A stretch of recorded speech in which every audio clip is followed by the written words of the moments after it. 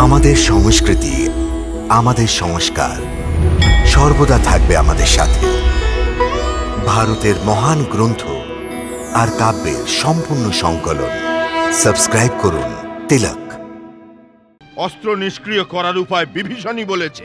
না, ওটা নিষ্ক্রিয় করার বিধি দেবতারা ছাড়া এই ধরিত্রীতে কেউ জানে না। তাহলে কি লক্ষণকে দেবতারাই বলে দিয়েছে?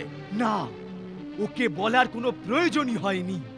লক্ষণ দেবতাদেরও দেবতা। লক্ষণ মানুষ নয়, কোনো অবতার। ইন্দ্রজিৎ!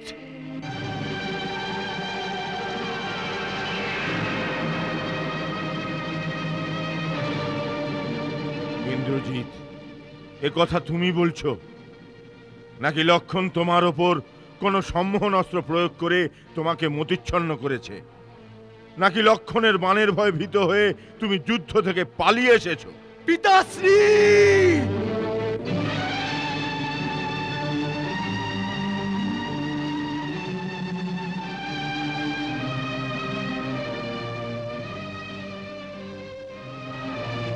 ক্ষমা করুন মহারাজ, কিন্তু আমাকে কেউ কাপুরুষ বললে এ কথা আমি সহ্য করতে পারি না।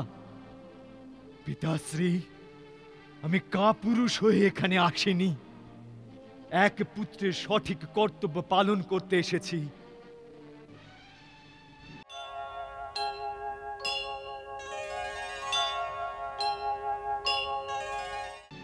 আপনার কল্যাণ হয় যাতে, এই প্রয়োজনে আপনাকে এটা বলতে এসেছি যে আপনি আপনাকে এবং আপনার সাথে বৈভবশালী রাক্ষস জাতিকে আর লঙ্কা দেশের এই সমৃদ্ধিকে সর্বনাশের হাত থেকে বাঁচান পিতাশ্রী।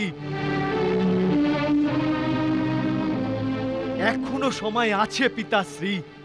আপনি সীতার মোহ ত্যাগ করে শ্রীরামের শরণে চলে যান।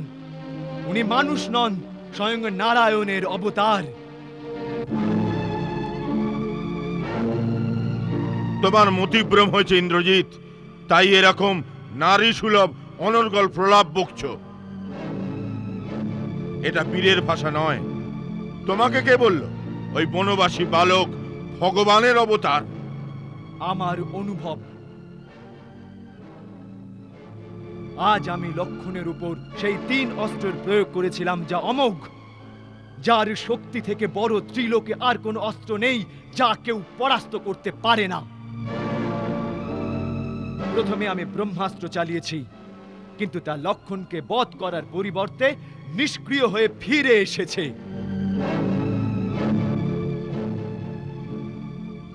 কেননা কাল এই সময় যখন লক্ষণ আমার উপর ব্রহ্মাস্ত্র চালাতে এসেছিল, তখন রাম তার নীতি বিরুদ্ধ বলে রোধ করে দিয়েছিল। আজ ব্রহ্মাস্ত্র আমাকে এ কথা বলেছিল যে এই সময় এটা প্রয়োগ নীতি বিরুদ্ধ।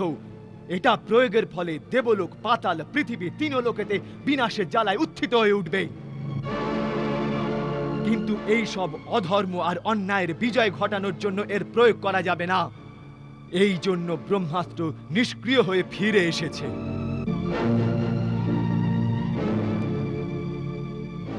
তখন আমি শিবের আশীর্বাদ ধন্য পশুপাত অস্ত্র চালালাম, কিন্তু তাও লক্ষণকে প্রণাম করে অদৃশ্য হয়ে গেল।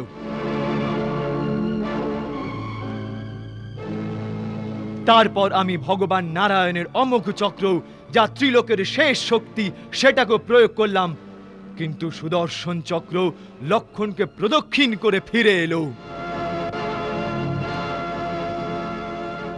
এটাই শেষ প্রমাণ, যা দেখে আমার বিশ্বাস হলো যে উনি মানুষ নন, স্বয়ং নারায়ণের অবতার। আর তুমি তোমার পিতাকে প্রবচন শোনাতে এসে গেলে। হে পিতা, তুমি যে 3 লোকে আপন বিজয়ের ডঙ্কা বাজিয়ে অখণ্ড যশ প্রাপ্ত করেছ, আজ সেই যশ ধুলোয় মিশিয়ে দিয়ে 2 বনবাসী ভিখারির চরণে গিয়ে বসে যাও। ইন্দ্রজিৎ, মনে রেখো যে স্বয়ং নিজের হাতে আপন কীর্তিকে ধুলোয় মিশিয়ে দেয়, দেবতাও তার সম্মান করে না। ওরা বলবে মৃত্যুর ভয়ে রাবণ পরাজয় স্বীকার করে নিয়েছে। হ্যাঁ, ওর শক্তিতে তুমি ভয় ভীত হয়ে পড়েছ। তোমার মন আর শরীর 2 ক্লান্ত হয়ে পড়েছে। যাও, আপন মহলে গিয়ে বিশ্রাম করো। এই যুদ্ধ রাবণের, তাই রাবণ একাই তা লড়ে জিতে নেবে। রাবণের লক্ষ্য স্থির হয়ে গেছে। আমাকে অপমান আর অপযশের নতুন পথ শিখিও না ইন্দ্রজিৎ।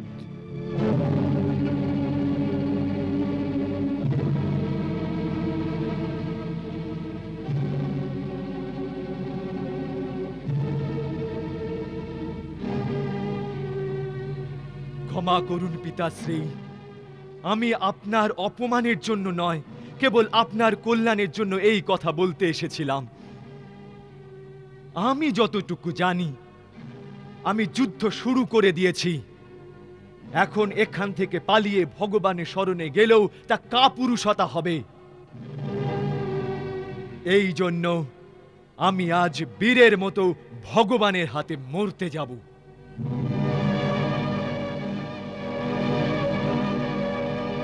যে পিতার কাছ থেকে বিমুখ হয়ে যায়, ভগবানও তার সমাদর করে না। এই সময় আমার জায়গা রাজমহলে নয়, কেবল যুদ্ধভূমিতেই। যদি রাম আমাকে ত্রিলোকের রাজ্য প্রদান করে দেয়, তবুও যুদ্ধ থেকে পালিয়ে কাপুরুষের মতো বাঁচতে চাই না। কেননা তাহলে আমার আত্মাই আমার সম্মান করবে না, তাহলে অন্যরা কি করবে? আমাকে আশীর্বাদ দিন। যদি আমার মৃত্যুও লেখা থাকে, তাহলে আমি বীরের মতো সম্মানের সাথে এমন ভাবে মরি যে রামও আমার বীরত্বের প্রশংসায় মস্তক নত করে।